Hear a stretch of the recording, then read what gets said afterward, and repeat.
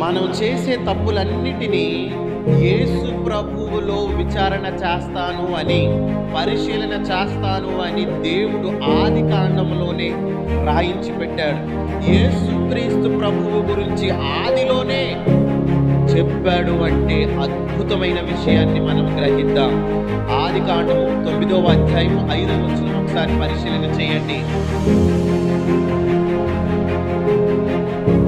మరియు మీకు ప్రాణమైన మీ రక్తమును గూర్చి విచారణ చేయుదును, దాని గూర్చి ప్రతి జంతువును గూర్చి వాని సహోదరుని విచారణ చేయుదును. మనము బాప్తిసం తీసుకున్న తరువాత ప్రభువుకి సహోదరులం అవుతాము. మనము ఆత్మీయంగా మరో రెండో జన్మ ఎత్తాము బాప్తిసం తర్వాత. అప్పుడు ప్రభు మనకి సహోదరుడు అవుతారు. ఆ సహోదరుడు